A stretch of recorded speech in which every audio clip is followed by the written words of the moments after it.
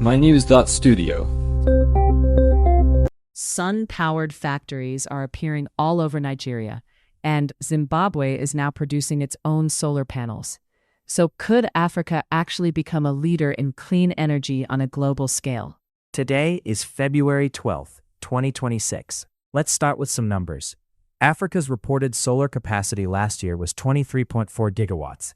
But if you look at import records, the actual figure could be closer to 64 gigawatts. That's a 26% increase in just 1 year. It's really a mix of factors: falling prices, advances in battery storage, and local manufacturing kicking in. To give one example, Nigeria just opened a solar panel factory that's capable of producing a gigawatt a year. That creates jobs, reduces the need for imports, and speeds up solar projects. Do you think making panels locally could change how these countries manage energy security? It's already making a difference. When you produce panels at home, you're not stuck waiting for shipments from overseas. That cuts down on delays, lowers costs, and helps build local expertise. Zimbabwe is moving in this direction too. But there's a sticking point: financing. Even with cheaper panels, a lot of companies still can't afford the upfront cost. How are governments and businesses handling that? They're trying out a range of approaches. We're seeing public-private partnerships and something called blended finance, where public funding helps attract private investors. There are also new regulations to make it easier to invest. Nigeria, for example, has policies now that encourage local banks to lend to solar projects. And business models are evolving too, like pay-as-you-go solar, mini-grids for rural communities, and even systems owned by the communities themselves. Have you looked into what these decentralized models are doing for access? Decentralized solar is making a real impact, especially for the 600 million people in Africa who still don't have electricity. Mini-grids and pay-as-you-go plans mean that even people in remote areas can get power without waiting for the big grid to reach them. Battery storage now means power is available at night or on cloudy days. Countries like Namibia and Chad are expanding these models thanks to policy changes and even cross-border energy sharing.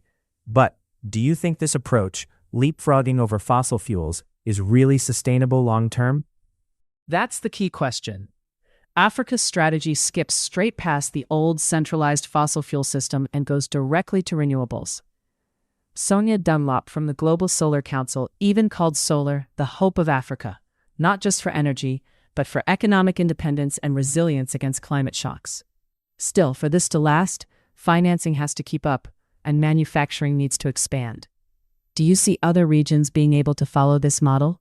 India and China showed that renewables can fuel growth, but Africa's doing it with less existing infrastructure and sometimes fewer resources.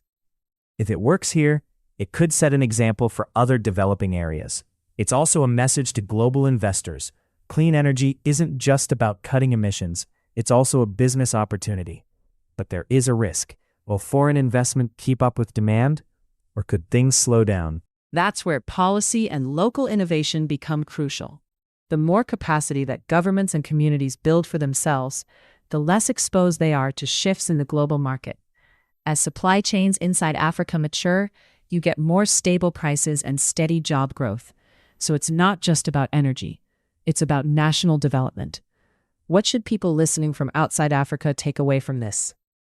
I think the main lesson is that sustainable and affordable energy is possible anywhere if you rethink how you finance, produce, and distribute it.